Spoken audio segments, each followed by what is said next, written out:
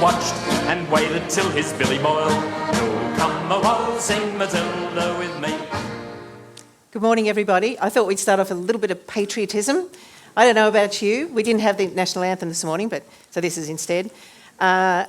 This song for me, when it's played, makes me think about a fair go for everyone, our mateship in Australia, our egalitarian society. It's very Australian, and everywhere I've travelled in the world, be it Taiwan or Sweden, people know this song more than they know our national anthem, and they all know the chorus. They can sing along with it. When you go to conferences overseas, you have to do a little national piece, and I usually do this one because it's really easy and everyone joins in. But what I want to do today is, and I guess challenge us a bit to think about our Australianness and what that means. One of the strange things, though, about this song, Waltzing Matilda, is that it's actually about a homeless, unemployed man who was wandering around in the bush, pretty hungry, I think, because he'd stolen a sheep and he'd stuffed it in his tucker bag, and he got caught and he decided he was going to kill himself. So it's actually about a suicide. And you think, what is it about our psyche in Australia that we get all excited and celebrate this song and get all jolly about it? I don't really know, and I'm going to challenge us a bit today to think about that, to think about our whole person, not just parts of ourselves. Some of the things I'm going to talk about today are going to be a bit uncomfortable. Suicide's not exactly a conversation that people have very frequently, but that's something I'd like to see changed. It's something that I'm very passionate about seeing changed because I believe we need to start to talk about this subject for a range of reasons. So I hope that what I talk about will challenge you, perhaps challenge some of your beliefs and thoughts about how you see yourself as an Australian. That image there, I think, just epitomises for a lot of us that whole sense of mateship. We have a long history of this in Australia, and a long history we can be really proud of. There have been so many examples in Australia of how we've demonstrated this commitment to each other as a society. And I'm just going to go through some of these. 1907, Bondi Beach, gorgeous sunny day. Everyone's there having a great time, swimming. All of a sudden a sandbar collapses and dozens of people are swept out to sea within seconds. Thankfully, this newly formed New South Wales Life Saving Bathers Association were at the ready with their new technology, their reels and their wires and their belts, and these hunky blokes went out and rescued dozens of people on that day and saved a number of lives. As a result of that, there's now 300 life-saving organisations around Australia on all our beaches. Every summer we can be assured that people are there looking out for us, watching us and keeping us safe. There's 25,000 volunteers a part of this organisation. Moving forward, 1956, Maitland floods. For those of you that were around in those days, not many of you, but I look at you.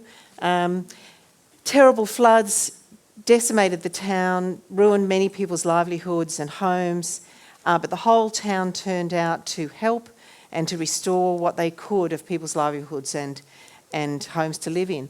And as a result of that, an organisation was started called the State Emergency Services.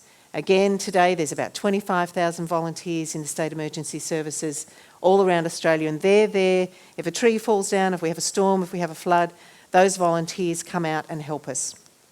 Wonderful. Again, just another quick example, 1974, Darwin, the cyclone Tracy that everyone will have heard of. This poor bloke, all he had left was a cat and a sink. That was all that was left of his belongings, and he was not alone. The town was obliterated, and it had to be completely rebuilt. And as a result of that, new technologies, new designs were developed around how to cyclone-proof the city, and which has spread to other places that also live in cyclone-prone areas.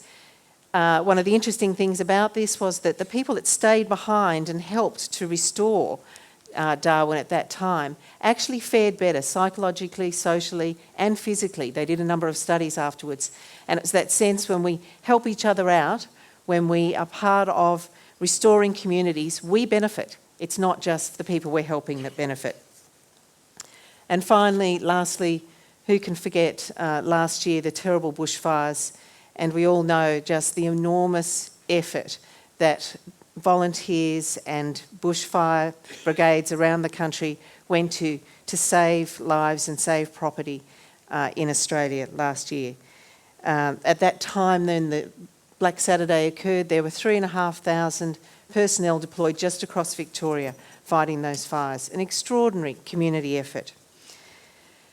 Yes, we can be really proud of being Australian and of this willingness that we have to be there for each other at our time of need. It's a wonderful, wonderful character trait. But what I want to challenge us today is that this is true except if you are suicidal. Earlier this year, there was a Senate inquiry into suicide. The first time this has ever been done in Australia. We had a Senate inquiry, and as a result of that, hundreds of stories were sent out to the senators to read and to compile and to consider. Stories from people who'd actually lost someone to suicide themselves, and stories from people who'd attempted suicide.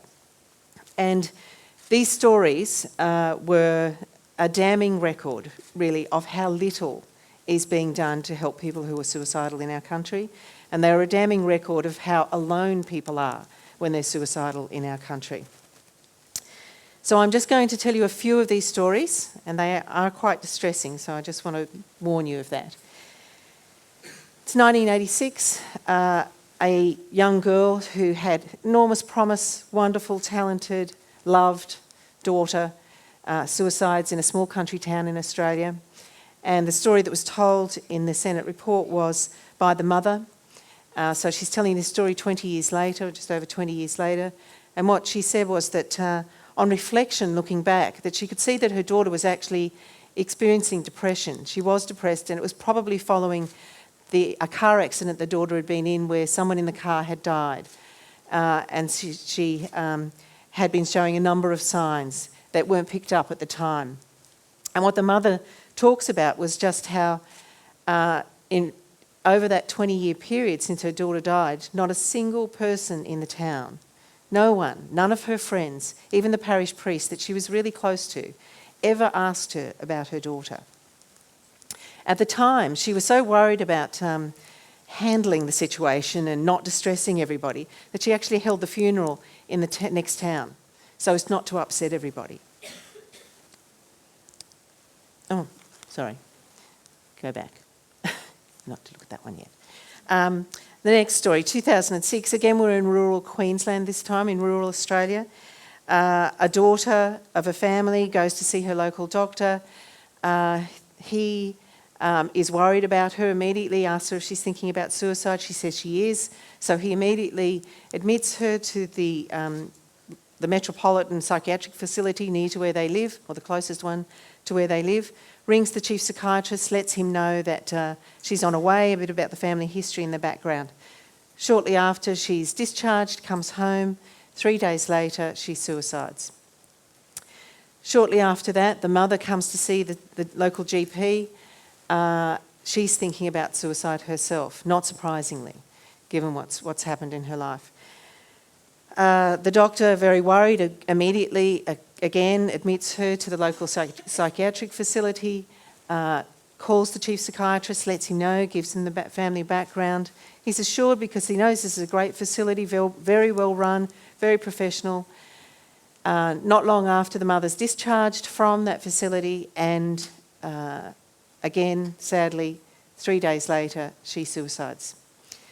Not long after this, another family member, another person from the same family, goes to see the GP, also thinking about suicide, and the same scenario occurs. The doctor, just despairs. He said, why has this happened? What is going on here? So he rings the chief psychiatrist and asks him, he said, why were these people discharged when they clearly were not well? And the chief psychiatrist said, well, with our protocols and our systems in place, none of those people were assessed as being at imminent risk or as in an acute crisis or having an acute mental illness.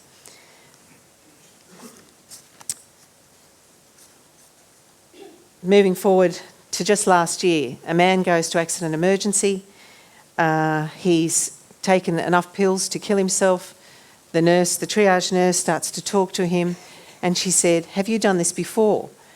And he said, "Yes, I have." And she starts to berate the man and said, "What a stupid thing to do. What a stupid thing to do. How can you be so selfish? How can you be so thoughtless? Why are you doing this?" And he just said, "I don't know, I just feel so sad all the time. I've lost all hope. I don't know what to do anymore." The nurse leaves him in an accident emergency by himself and waits for the doctor to come and see him. So why are we getting this so wrong? Why are we getting this so wrong, so incredibly wrong? Why do we treat people with a mental illness so differently, or people in a suicidal crisis, than people who are experiencing a physical crisis? I've just told you the stories about how we go to such efforts to protect our lives when there's a physical crisis. Yet it seems when there's a mental illness or when there's a suicidal crisis, we leave people entirely on their own, to their own devices. We're not there for them. And that's what I want us to be challenged to think about shifting our thinking from just being there for each other in a physical crisis, when a tree's falling down, when there's a flood, when there's a storm, to thinking about what we can do for each other when we experience a mental illness. It's very much a part of being human. It's part of life, and tragically, all too often a part of life. Just looking around this building, we've got exit signs, we've got fire extinguishers. We're set and ready for any kind of physical crisis. But there's no sign saying, check with the person sitting next to you, are you okay today? Is everything okay with you today? I think if we want to retain our proud history as a country of mateship and a fair go, we really need to rethink how we do this. And there is so much more we can do. We know what to do now. We know much more than we knew, say, 50 years ago. And we need to remove the stigma, we need to remove the mystery, we need to learn about what we're to do, and we need to put that into action. And what I'd like to see is that Canberra becomes the first territory in Australia, the first place in Australia that suicide-proofs its whole community. There's a challenge for you. Okay. Now some statistics, some of the facts. There are 65,000 suicide attempts in Australia today. And that's probably an underestimate. So that's a lot of cries for help. Imagine if we had, like lifesavers watching out on the beach, people watching out for each other in all the places, the hotspots where we know people go to suicide, in the workplace, in our families and communities, watching out for each other. How many of those people could we talk to and do something to help? There are about 2,800 suicides each year in Australia. And again, we don't have the exact numbers, and we think it's possibly even higher than that. That's almost double the number of people that die on our roads, almost double. And 3 out of 4 of suicides that occur in Australia are men. So men, this is a challenge for you. You need to be looking out for each other and for your mates.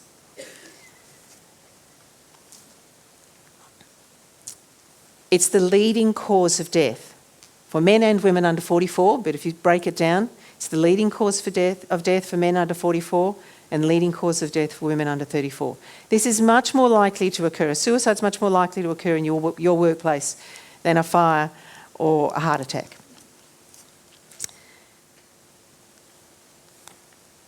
We have to begin to create a culture of suicide first aid, I believe.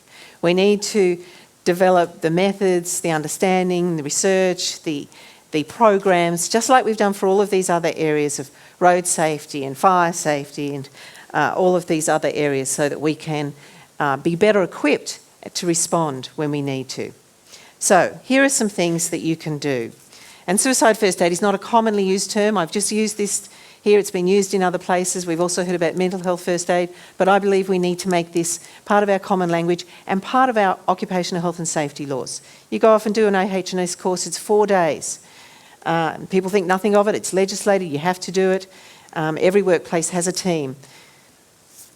Okay, these are some of the things that you can do. Because I don't want to leave you going away feeling like there's nothing you can do. There are lots of things that you can do, and you can start them today. First of all, it's up to you to make a decision. Make a decision that you're going to be part of the solution, you're going to make a difference, and that you want your Australia, the country you live in, to be different about the way it treats people with a mental illness and people in a suicidal crisis. That we're no longer just going to care about people if they have a physical crisis, we're going to care about people if they're experiencing an emotional crisis as well, or a psychological crisis. Ordinary people always make the difference. It's always everyday people that change things. All of those previous organisations were started by ordinary people. Look at TED. It's ordinary people, volunteers. Get trained. There is training available to teach you how to recognise the signs of someone at risk and what to do about it. Look it up on the web. There's one called Living Works Assist, but there are many others. Look it up and get yourself trained. And take a couple of friends along with you so you've got company. Encourage your workplace to actually implement this as part of their occupational health and safety priority. Make it a part of your fire drills and everything else. Start talking about it in your workplace. Have the courage to ask. If you're worried about someone, ask them if they're thinking about killing themselves.